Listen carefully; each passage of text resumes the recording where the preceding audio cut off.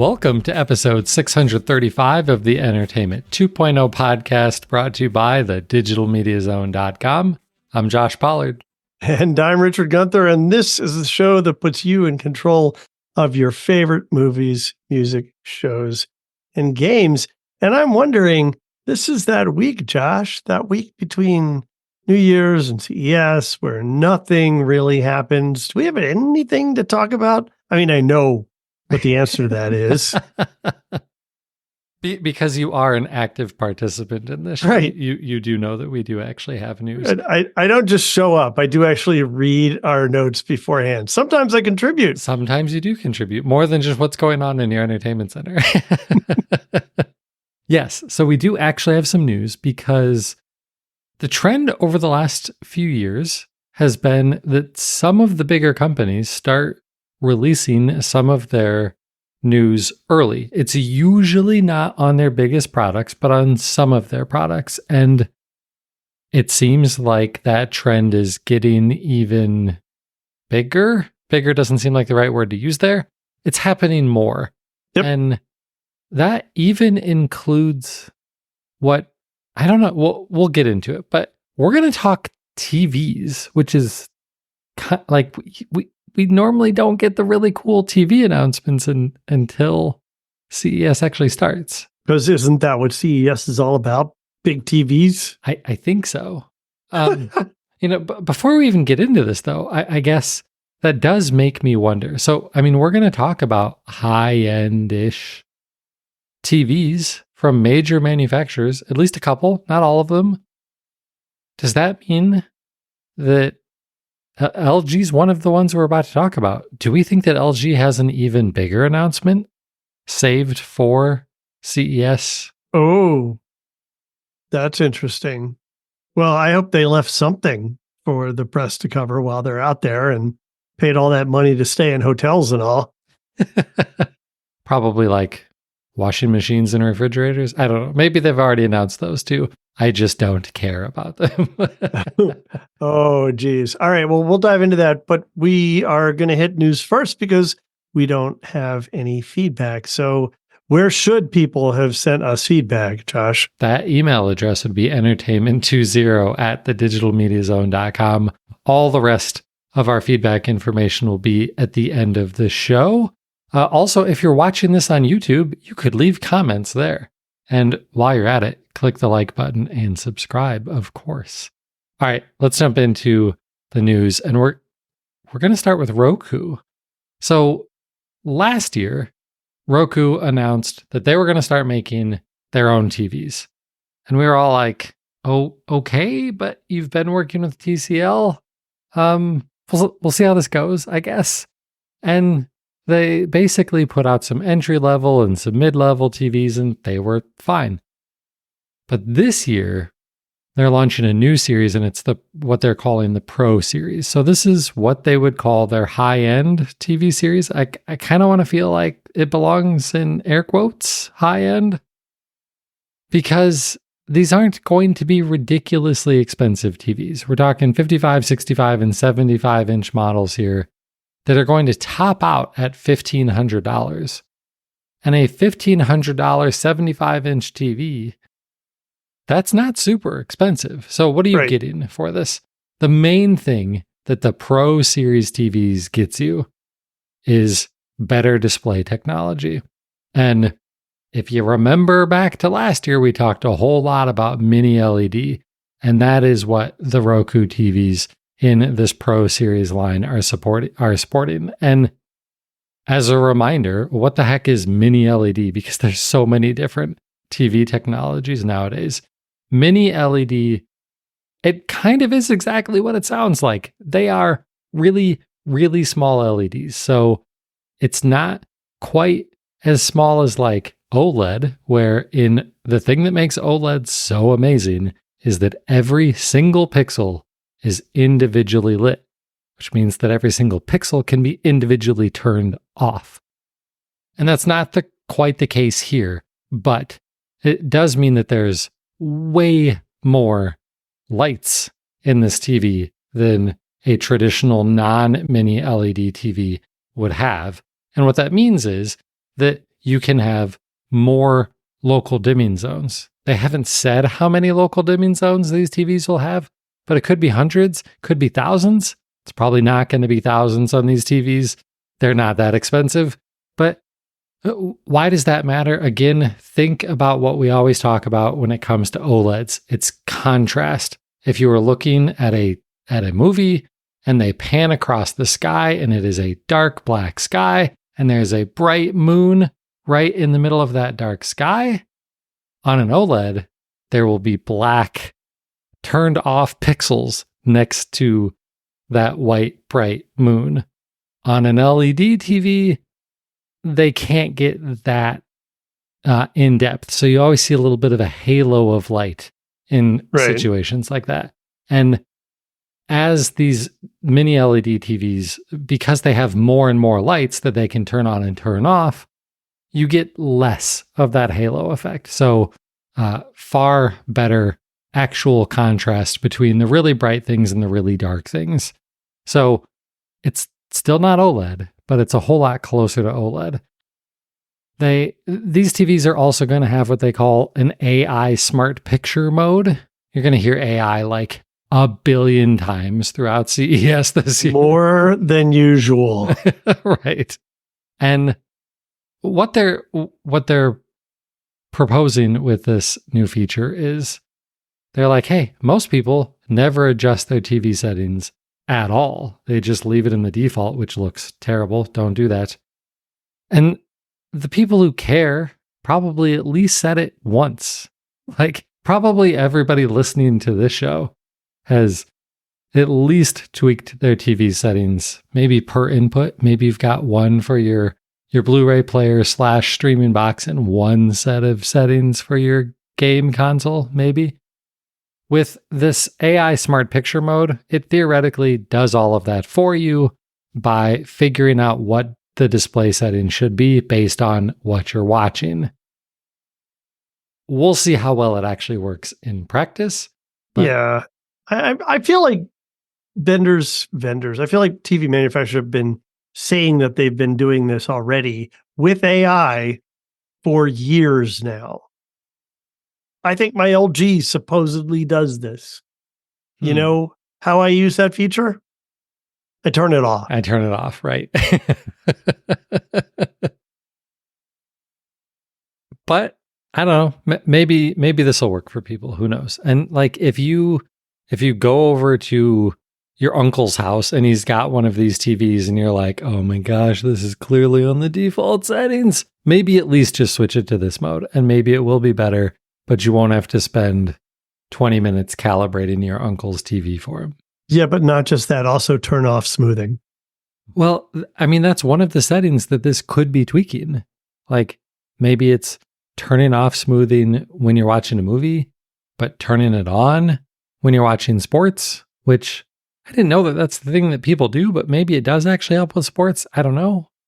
Maybe I should turn it on the next time I watch a hockey game. But that is always one of the first things I turn off. Right. So the other question that I have about this is if in the past, if you've wanted a TV that had Roku built in, you typically bought a TCL TV. And like we said at the beginning of this topic, they said last year they weren't here to compete with TCL, but now they're making even higher market TVs. And we haven't heard TCL's announcements yet. Do we think TCL's done with Roku at this point, and maybe they're just going to go all in on Google TV? Yeah, I don't know. I mean, TCL has definitely flirted with different ecosystems. You may recall that years and years ago, we even talked about TCL being driven by the engine that ran Media Center, that they used some of the code inside it to drive what was going on inside the TV. I think that TCL wisely has kind of played in different fields and will continue to do so.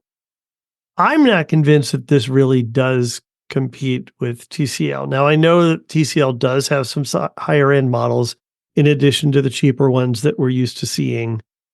But I don't think their sweet spot is this like mid-high model. Honestly, I think people buying TCL TVs in the US, at least, are buying them because they're cheap.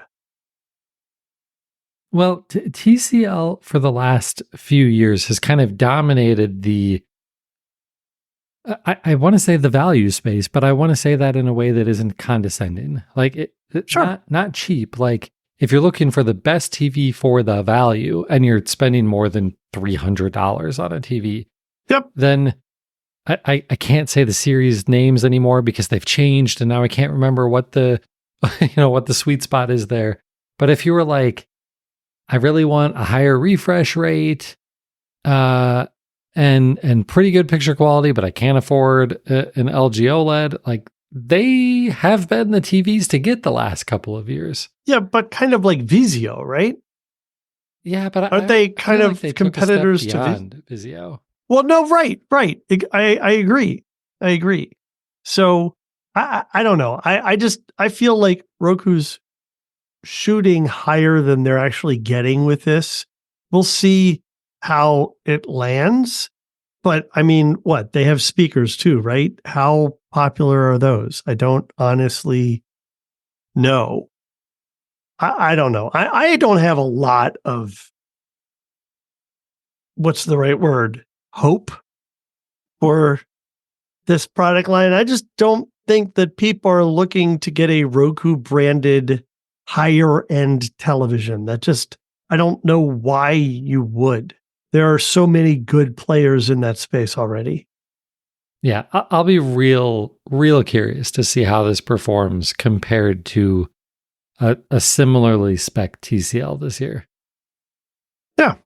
We'll wait to see what David Katzmeyer says over at CNET, and I'm probably required to say that I work for the same company that owns CNET. So there you go. But, and I'm probably required to say that I own stock in Roku, and I still don't think this is going to do well.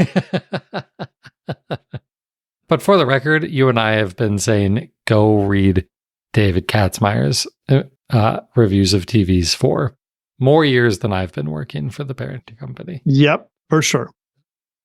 All right, well, let's stick with TVs and go to LG. And this was the one that surprised me. Like, I think that last year, LG did announce their LED TVs prior to CES, but I think they waited for CES to talk about the new OLEDs. And that's not the case this year. They are talking about their all of their OLEDs, at least all of the ones that we know about. The new generation, they all have a 4 at the end instead of a 3 like last year. So there's the C4, the G4, and the M4. If you're like, wait, there's an M series? Yes, there is an M series. You probably don't remember it because it's really expensive because Right. the M series that they debuted last year is the one that has the trick box. It's all wireless. Like you plug all of your HDMI cables, your game consoles, all that stuff into this standalone box, and then it wirelessly beams the signal to the TV so that the only cord you have to have going into your TV is the power cable. That's what sets the M series apart from the rest of these. So and you pay for it. So like it's not a very common TV. Yeah. So the C4 and the G4 are the ones that we're more interested in. Both fantastic TVs. The C3 and the G3 were fantastic. The C2 and the G2 were fantastic TVs. They're basically always the TV to get every year. And that's probably going to be the same again this year. So the G4 and the M4 have new processors in them. They're calling these the Alpha 11 processor. The C4 still has the Alpha 9. I don't know what happened to the 10. Maybe the 10 was in the G3. I don't remember all of these things from last year. But the G4 and the M4 with this new Alpha 11 processor, again, AI all over the place, supposedly AI-driven processing to make the video quality better, upscaling better, all of the stuff that we expect supposedly AI to be doing in TVs nowadays. We'll see. Yeah. We'll see. See my disclaimers prior. Yeah, exactly. The one thing that's different that actually matters and that really stands out, I think, and I shouldn't say that this processor doesn't matter, but because maybe it does, but the thing that I think some people will be interested in is that, like last year's OLEDs, one of the reasons we recommended them was they were 120 hertz native refresh rate displays. There were a couple of competitors, maybe only one, that pushed out a 144 hertz display. They're doing the same thing this year. The G4 and the M4 will go up to 144 hertz with NVIDIA G-Sync and AMD FreeSync Premium with HDMI 2.1 inputs, so that really this is only useful for PC gaming. The Xbox Series X and the PlayStation 5, they top out at 120 hertz. But if you've got a PC that can do 4K at 144 hertz, like, holy crap, that's one expensive computer for one thing. But here you go. Here is the best TV you can buy that supports that refresh rate. And that's about it. Like, I'm really curious to see if they've got something else major to announce. Like, and they have other TVs, they have other LEDs and all of that stuff. I'm not even going to talk about them because we only really care about the OLEDs. Buy an OLED. That's always the answer.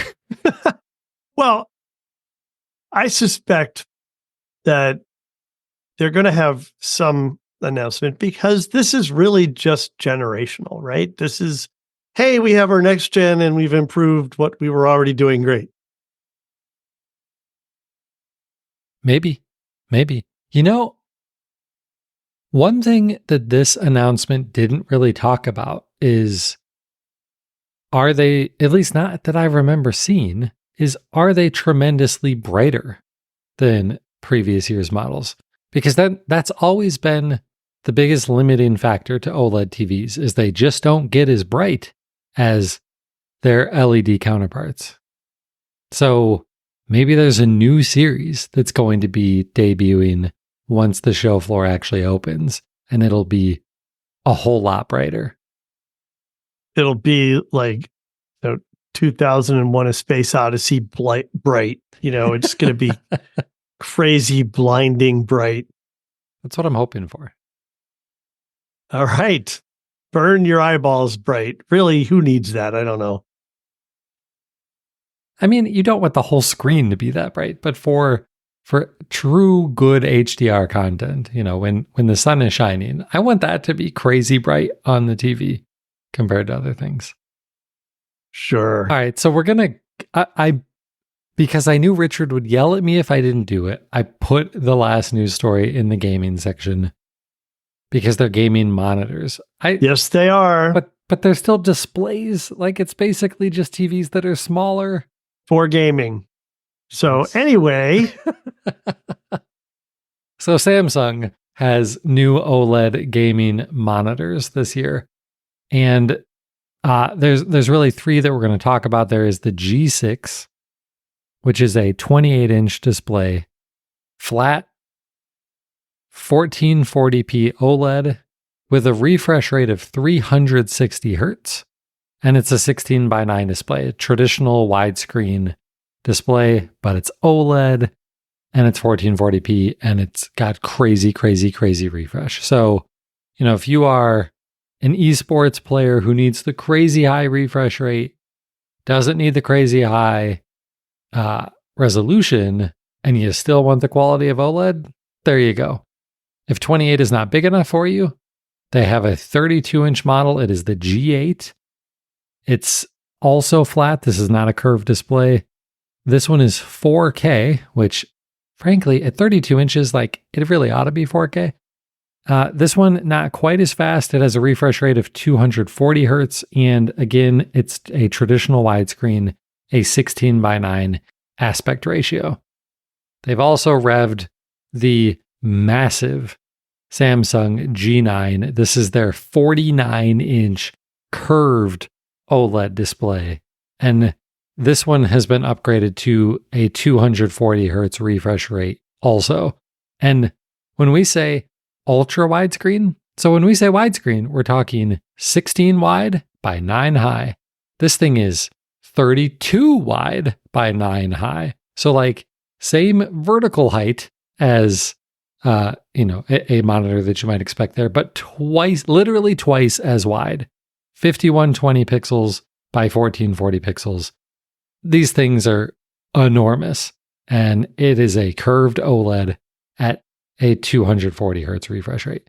Yeah, and just to clarify, you were talking aspect ratio 32 by 9. That wasn't inches. It is right. Way wider than that because of that 49-inch ultimate diagonal. I have such monitor envy with this. It's unbelievable. I have a 38-inch wide that I think is amazing down at my main desktop.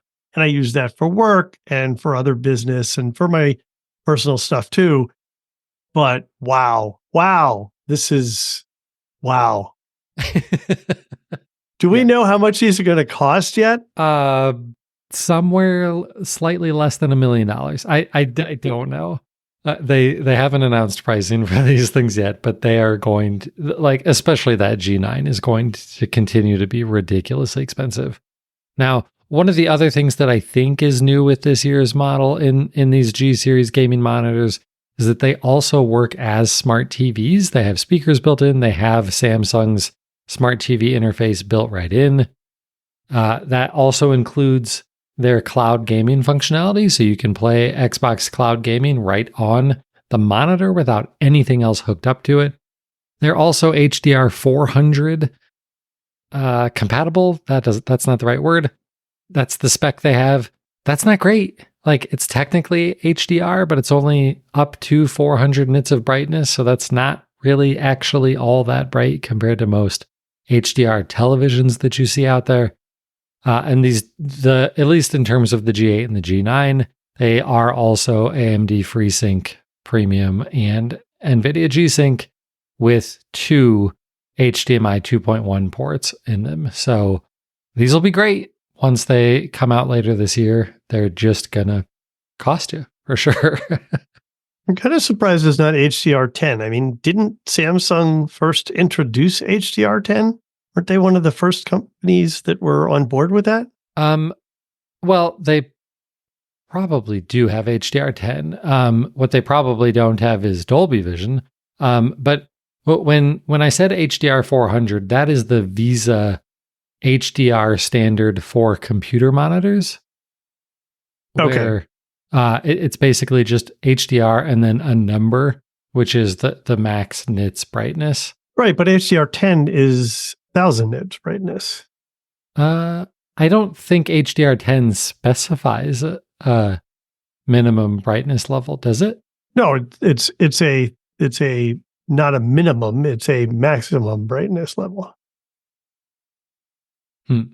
Anyway, it'll be interesting to find out more about these. I'm just drooling over that big, huge, curved monitor that has no business being on a non-gamer's desk, but I still want one. Oh, the other thing that these have that I didn't mention, but if you listen to Richard's other shows, you might be interested in. These are Samsung monitors. They have a Samsung SmartThings hub built in also, which is kind of cool. Which is nice since you can't buy a Samsung SmartThings hub anymore. Not even as a ones hub made by AOTech? Oh, yeah, sure. From another vendor. It's not branded Samsung, but yeah. Right. But it's still SmartThings. That's all that really matters. Yeah. All right. Well, that's it for the actual pre-CES news that we have for this week. And we weren't positive we were going to have any real pre-CES news to talk about. So we had also planned to talk about some of our predictions for what we expect to see this year. And so now we're going to jump into that. And neither of us really talked that much about TVs specifically because I don't think either of us really expects TVs to change that much. I would love it if LG or Sony or Samsung would convince me that there's something new that isn't just, hey, look, 8K.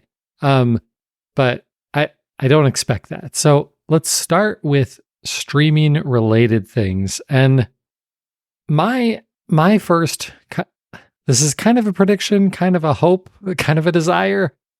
that we're finally going to get a new high-end Google TV / Chromecast device, whatever Google wants to call the thing, just something more powerful than the Google TV with Chromecast that is out there now. It doesn't have enough RAM. It doesn't have enough storage.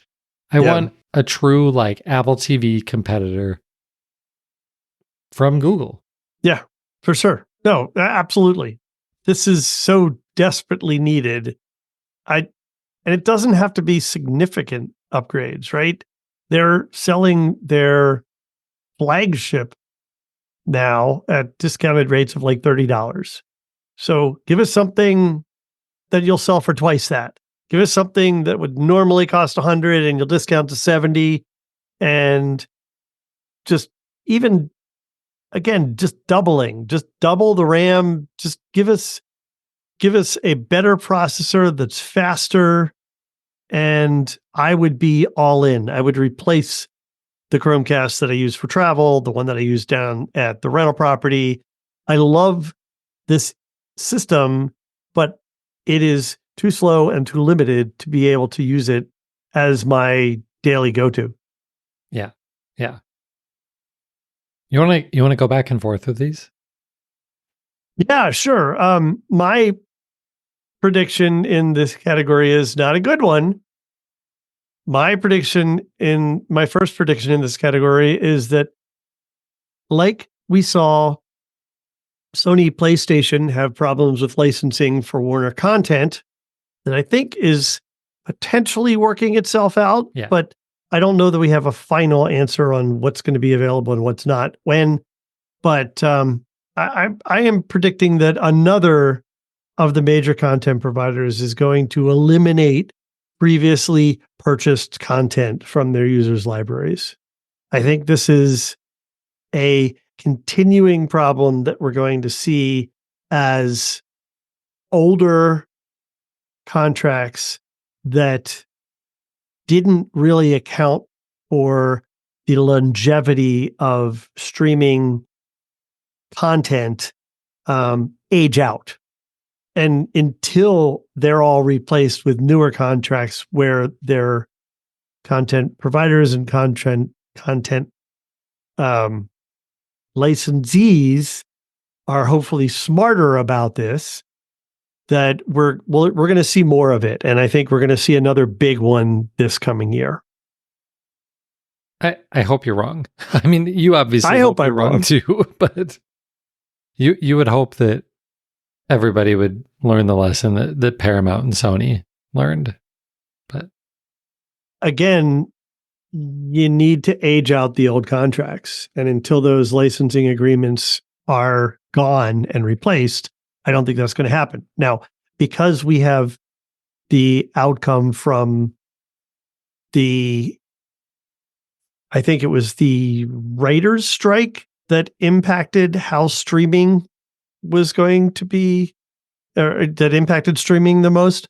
I think that and the actors' strike, the outcomes from that are going to impact future streaming agreements in a good way for consumers anyway, and for the talent behind it all. So it's just a matter of getting rid of all these old licenses first. Yeah. Yeah. Well, similar to my other prediction / hope, if Google's not going to do it, or heck, even if they do, I want to see NVIDIA put out a new device. The NVIDIA Shield TV is great. It is still great, but I want something new. The NVIDIA Shield TV, I think, came out in 2015, and it hasn't really changed much since then. They've put out a couple of different form factors, but it hasn't meaningfully changed at all since the thing launched forever ago. The thing that I think could, and I was talking about this with a coworker the other day, actually, who listens to the show. Thank you. And he pointed out something really interesting, and this will be part of my gaming predictions too. We are likely going to see a Nintendo Switch successor this year. Everyone's just calling it the Switch 2. We'll get into that in a second. But the reason why that's related is the Nintendo Switch and the NVIDIA Shield use the same processor. They use the NVIDIA Tegra, and it's an old chip, and there's got to be newer, better chips to be going inside of all of these things. And so maybe a new Nintendo and a new NVIDIA Shield TV sounds like a good pairing to me for 2024. I like it. I like it. Do I need to disclose that Edward has stock in NVIDIA? I don't know. Anyway, so I want that to happen. All right. My next prediction in this category is I am going to go out on a limb here.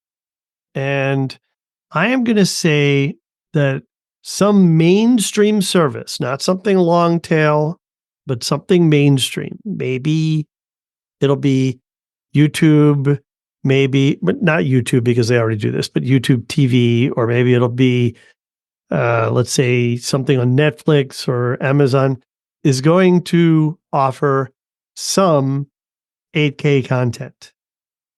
And there might be someone out there who's raising their hand saying, wait a minute, but this thing out here, and yeah, I know on YouTube you can get 8K content. And I know that there are some lesser known services that are offering 8K content. I'm saying that I believe one of the top 10s, if you will, is going to offer 8K content next year. Right. Like a Netflix original movie in 8K or something like that.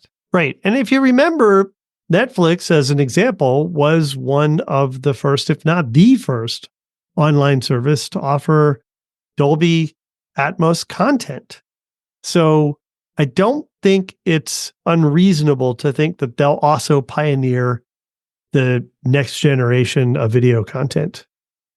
Yeah, I agree. Okay, so let's go audio. And I wonder if Richard was a little bit surprised by me picking Bluetooth things. And I've actually got two Bluetooth things that I'm excited about. One of them we've talked about in the past, and that's Bluetooth LE audio. I believe it was announced last year. Heck, maybe it was announced 2 years ago at this point. Yeah, I think so. But it only just started actually showing up in some devices in 2023. And I'm really hoping that in 2024, we see much broader adoption of Bluetooth LE audio. And because there's a bunch of benefits to it. It has higher audio quality. It has better battery life. It has lower latency, which is really important for all of these people who are really getting into gaming, like hardcore gaming on their mobile devices, and are only using the Bluetooth headphones to connect to their mobile devices. We need to see, it's already part of the Android spec, at least in Android 14. We need to see Apple get on board. I'm not sure if Apple has it in the iPhone 15. I honestly don't know. Now I need to go and check. If not, they need to get on board because I remember many years ago writing an article for the Digital Media Zone saying, I love Bluetooth A2DP. What was A2DP? That was when they finally made Bluetooth stereo. When Bluetooth wasn't listenable. Wasn't just for, mono headphone devices. It's what enabled stereo headphones. And it took years for Apple to finally include A2DP profiles in the iPhone. And once they did, the Bluetooth headphone market exploded. And so we will absolutely need to see Apple get on board with LE audio if they haven't already. I've got another Bluetooth one. How about I save it until after your prediction?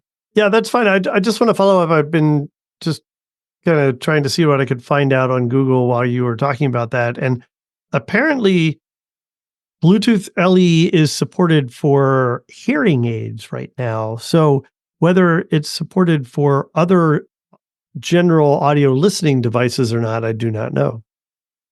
So, okay. Yeah. All right. My prediction in this category is that we are going to see at least one, if not multiple, of the primary music services bump their prices. We've seen price increases in the video space now for the last couple of years.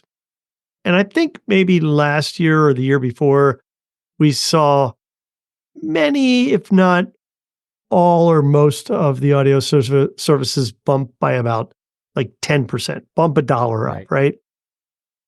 I think their content libraries are getting so large right now, and their content offerings are more significant. They are offering, in many cases, at no additional cost right now. Some are charging you for it, but higher resolution audio from, for example, Apple and Amazon. And there is a cost to hosting all of that and delivering all of that. So I think we are going to see a bump in prices, maybe just another dollar or two. I don't think it's going to be significant, but I do think it's going to reset the level that everyone ends up at eventually. It's another one where I hope you're wrong, and I think there's more reason than just hope to think that you might not be right on this one, and that's just that we don't see these audio services increase their rates nearly as frequently as we see it from all of the video services. You know, Netflix raises their rates multiple times a year, it seems. YouTube TV raises their rates multiple times a year, and most of the other services at least yearly. But last year was really the first time we've seen Spotify, Apple, YouTube Music, all of them raise their rates kind of like maybe forever, like maybe the first time ever that they had raised rates. And so if they're going to turn around and raise them again this year, I think it's very possible, but I don't want the music streaming services to get on the same rate increase cadence as all of these video services are. Yeah, I don't either. But there are many factors contributing to that, not the least of which is just what inflation has occurred over the last couple of years. And you could argue that over the last few years, inflation has wiped out the 10% increase that they already bumped up by last year. Yeah. So, for sure.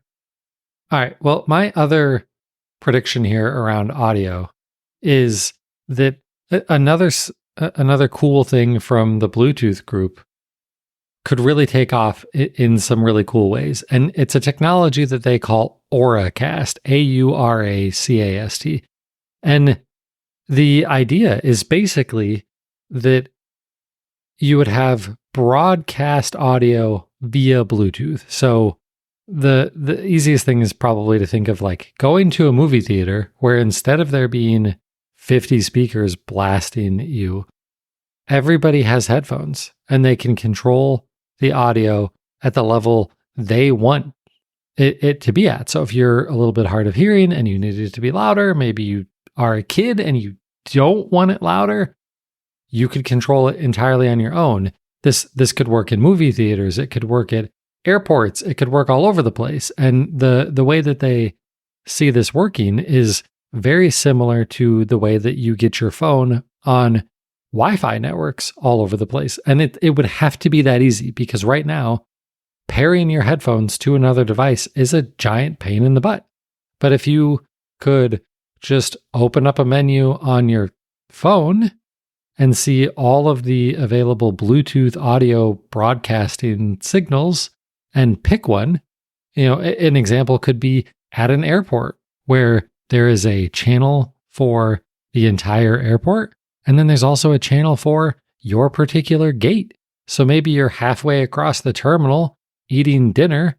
You could hear all of the gate announcements right on your earbuds. So I think there's a ton of possibilities for Bluetooth Auracast, and I'm excited about basically all of them.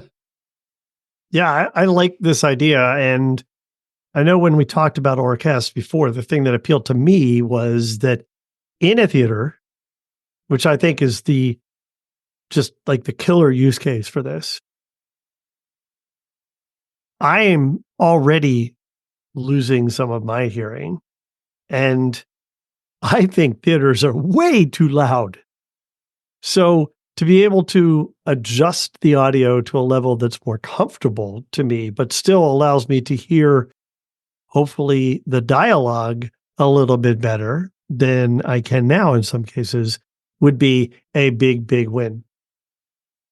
Yeah. Yeah. I like it.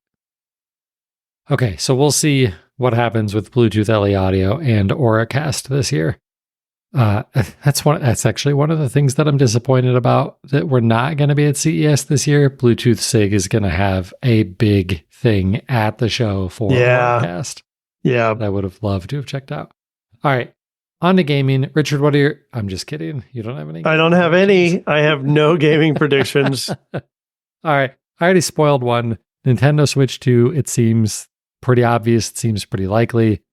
The thing has been a smash success ever since it launched, but it is very much overdue for a replacement. The big concern, of course, will be the Nintendo Wii was an amazing success, and then the follow-up, the Wii U, was a complete dud. It didn't do well at all. Don't do the same thing with the Switch. With the Switch, I think they basically end up sticking with the same form factor. I agree. You could argue that the Switch is the reason that on last week's episode, I was talking about how big of a trend in 2023 portable gaming became with the Steam Deck and the ROG Ally and the Lenovo Legion Go and all of these devices. And so it totally makes sense that Nintendo sticks with this portable form factor and just makes it more powerful. Now, Nintendo always does something crazy with the Switch. It was this portable device with the detachable Joy-Cons, and I think they probably do that. And the Joy-Cons were also special in that they had like really, really impressive haptic feedback. We'll see what they end up doing with the Switch 2, but they'll do something. They always do something crazy, and it usually works out well. So we'll see. I expect that'll come out, third or fourth quarter of the year, and will be awesome. And this year, I'm going to learn my lesson. Like with the last couple of Nintendo consoles, I've been like, I'm just going to wait until they go on sale. Nintendo stuff doesn't go on sale. Nintendo is the Apple of the video game ecosystem. So if you're excited about the Switch 2, just buy it when it comes out. All right. Well, a couple of other quick ones. One, I think it's likely that we at least get an announcement of an Xbox refresh. Some form of new version of the Xbox Series X, like a more powerful Xbox than the Series X currently is. This would be similar to when Microsoft unveiled the Xbox One X late in the Xbox One generation, and PlayStation did the PlayStation 4 Pro. I don't really want them to do this. I don't want to buy another Xbox, especially as I'm probably going to want to buy the new Nintendo, and I don't want to buy two game consoles on the same time. And it's not like I would have to, but I don't know. Like the Xbox Series X, the PlayStation 5, they're really hitting their stride finally. Like, I don't think we need new devices yet. That's why they'll do it. Maybe. Maybe. So along the same lines, though, one thing that I do want to see all of the console manufacturers, including whatever Nintendo ends up doing, is to come out with a new generation of controllers that for the analog thumbsticks use Hall sensors. Hall effect thumbsticks it's another technology, another name for the same thing. It's a different way. It's basically, I believe it's magnetic sensing of the thumbstick position. And the reason we all actually should want those is Hal effect thumbsticks don't suffer stick drift. That's a lot of words that you have to really enunciate well. Like stick drift has been a huge problem really across the board on like everything. It was a major problem with Nintendo Switch Joy-Cons, but even Xbox and PlayStation controllers have dealt with this to less of an extent than the Switch controllers. Let's just start using the newer technology and say goodbye to stick drift. Of course, the cynical response would be, but then how would they charge you so frequently for buying replacement controllers? But I think just giving us better controllers would be really nice. There's lots of other reasons for us to buy extra controllers. Okay. I don't know anything about what you just talked about. So I'm going to assume that that's important. Okay. It is. It is if you don't want to replace your controllers all the time. All right. Because they're moving on their own. All right, so that's it for our predictions for this year. Predictions/hopes. Let's wrap up the show the way we normally do by talking about what's going on in our entertainment centers. So, Richard, what's up in your entertainment center?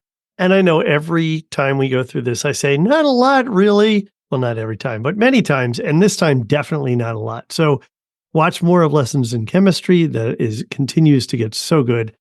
And we are watching more episodes of Monarch, Legacy of Monsters. Also really, really enjoying that. I watched another episode each of The Courtship of Eddie's Father and The Bob Newhart Show. And that's it for television. On the ebook front, I have continued listening to Outlive. And I specifically looked up the author's name this time since I got it wrong last time. It is Peter Attia, or Dr. Peter Attia. So it's a really good and interesting book about dealing with the challenges to longevity. So as I am aging, I am looking forward to maybe, not declining rapidly. So, it's funny that you bring this up again tonight because just before dinner, Jen was telling me about a news story that she saw of a couple who has been married for 80 years. Wow. Yeah, they're like 102 and 103 years old or something like that. Wow, centenarians. That's right. Wow. And she immediately joked like, well, we'll never see that. And I'm like, I don't know about you, but I'm thinking we have a decent chance of living that long. Like, health technology and medicine continues to advance. If we can stay healthy, like by doing smart things, like staying active and all of that sort of stuff, that's a possibility. And we were 23 when we got married. So if we live to 103, that's 80 years. There you go. There's your goal. Hope your retirement plan is that's the other problem, right? aligned. Right. Okay. Well, in my entertainment center, really, the only TV has been more of The Expanse season 3 and football. It was an interesting week for me in football. The Lions should have won their game. Whatever, refs, you suck. Michigan did win their game. That was such a great college football playoff game. And I will be talking about the college football championship game on next week's show because Michigan will be playing for their first national championship since 1997 next Monday. So now you know what I'll be doing next Monday.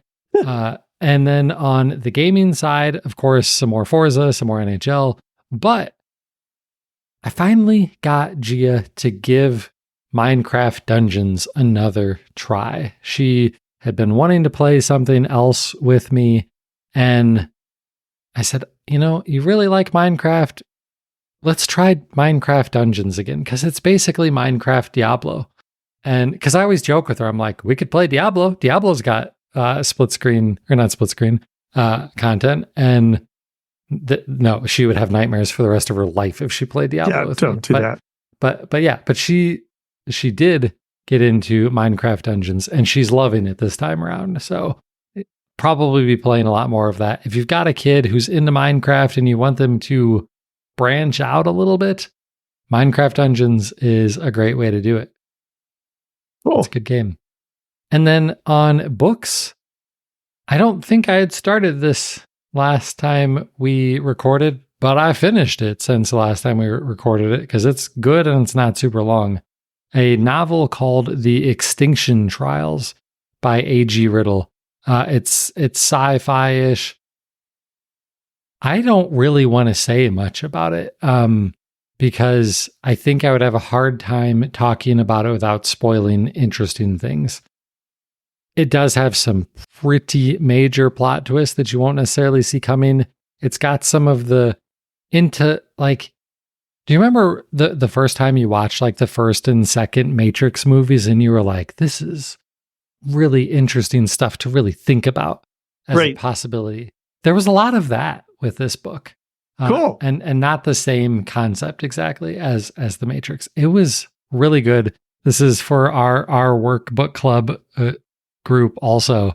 And I can't wait to talk about it with the rest of the people in the group. Jen read it in a day and also really liked it. So yeah, it's called The Extinction Trials by A.G. Riddle. Nice. Yeah. All right. And one last announcement. All of our feeds finally work. I won't get into all of the details about what broke them, but if you were trying to listen to the show on Pocket Cast or on Spotify, we eventually found the problem and we fixed it. And hopefully the fix doesn't crash our web server. It hasn't so far. So hopefully we're good there. But everything is all fixed again inside of Pocket Cast and Spotify. Anybody who is listening on Apple Podcast, you are fine. So yeah, thanks we're glad to have you back. Well, and thanks to you for chasing that down because that was some serious sleuthing on your part. That was harder than I expected it to be, and reminded me of things that we've done to this podcast feed that I didn't even remember that we had previously done to this podcast feed. Yeah. So yeah, glad it's working again. Maybe you're hearing this and also noticing, oh, there's 3 extra episodes of this on my phone to listen to. Well, there you go. That's why. They're totally worth listening to. You still should. They are. They weren't just news stories. So that, we had our year-end recap and there were some good stuff in there. So listen to all of the episodes that you missed, of course. And then when really, really good rant from Josh about the Game Awards. So don't miss that. Yeah, that was fun. That was like episode 631, I believe. Yeah. So once you're done listening to all of those episodes, what you're going to want to do is send us some feedback. And you've got a bunch of ways you can do that. I'm on X at Josh Pollard. So is the website at Digimedia Zone. Richard is on Mastodon. I'm over there too. We're just our names, Richard Gunther and Josh Pollard on Mastodon if you're over there. We also do this show live. I used to say that it's on Tuesdays, but at least for the next couple of months, we need to change it up due to my schedule. We will be doing our live shows Wednesday nights at 8:30 p.m. Eastern, typically. Also, check us out on YouTube. We're trying to push a lot of this out to YouTube. And if you're watching on YouTube right now, click that subscribe button. And you can leave us comments there too for feedback for us to read on a future episode. But that's going to do it for episode 635. He's Richard Gunther, and I'm Josh Pollard. Thanks for listening to Entertainment 2.0. Adios. Goodbye.